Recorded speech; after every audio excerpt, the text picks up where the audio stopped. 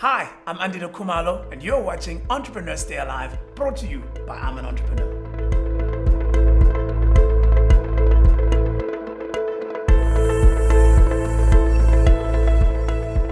As we've been speaking for the past few weeks, many businesses have been affected by the impact of COVID-19.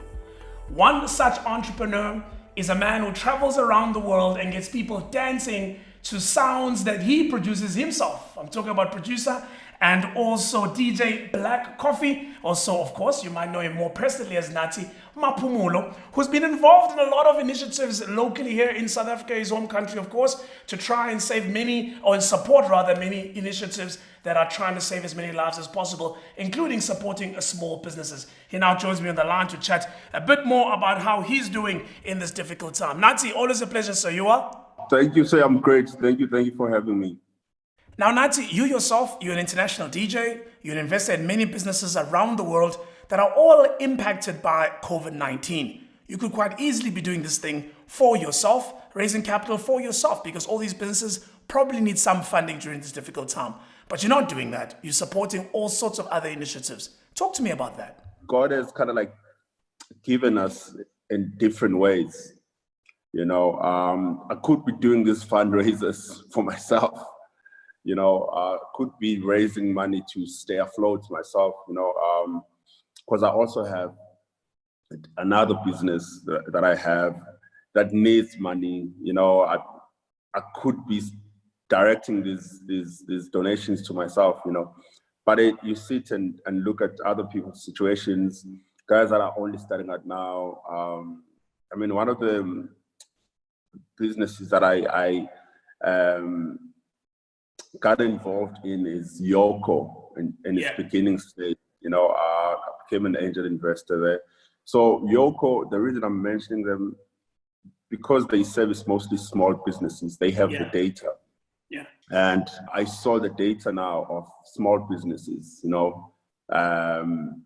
First, when it was self-isolation, how they dipped very low. And then a little bit when the lockdown was announced, they pushed a little bit. But some of the businesses have dipped down like minus 90% already. You know, meaning some of the people now won't be able to even open after the lockdown. You know, I had to get involved then in that sense, you know, within the entities that I'm fundraising for, I had to include, you know, Save a Business, because as someone who is going through the same thing, I kind of like understand what especially the smaller businesses are going through as well. A lot of the focus of Save a Business is in township businesses. And as you rightfully say, you know, we're all entrepreneurs, we're all feeling the pain at different levels. Did that make an impact for you? Was that a big part of the reason why you got involved specifically with them? And what's your take from that perspective? Because that's where you and I come from.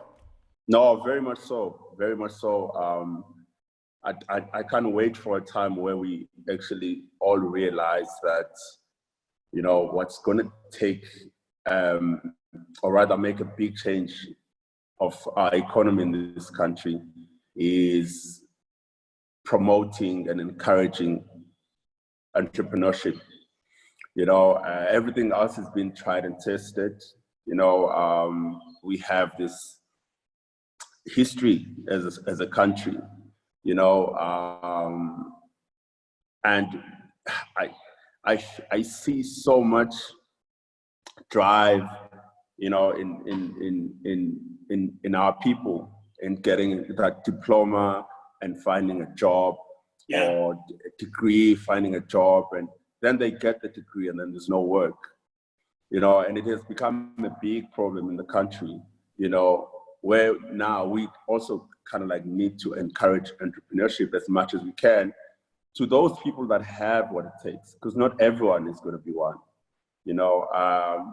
So when you see guys in the township already trying, you know, to build entities that could be bigger one day, you want to encourage that, you know, and this is one of the reasons that I thought it would be actually a great thing to get involved. You are quite invested in entrepreneurial businesses. Is that something you got into by accident, or was always by design? And by the way, I've noticed a lot of artists, a lot of musicians have gotten very involved in the startup scene and in terms of being angel investors. How's that worked out for you? Let me just say I'm invested in the continent. Let me say my love first begins with the continent and where we're going. And, I feel like we have sold ourselves short for the longest time. We've had people defining who we are, because they own the microphone, and so they become our voice, and we've allowed them because we didn't have resources.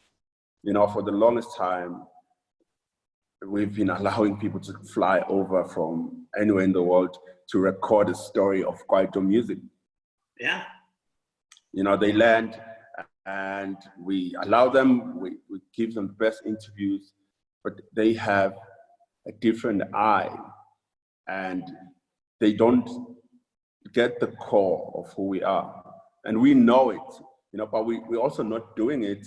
So you might as well allow someone else who's showing interest, So I feel like we're at the time as a continent now where we need to start doing things ourselves. Got you. And in the list of the startups that I invested in, that's one thing in common. Okay. From the beginning of time, in all the ones that I'm involved in, there's one called Andile. Yeah. Which started out in Nigeria. Yeah. That's the programmers and the coders there. Yes, and now it's gone into so many countries, and that's what I love about you saying programmers and coders. We're developing our own as a continent. 5-10 years time, things are going to be different because now you have programmers and coders who are from the continent, who understand the continent and our problems.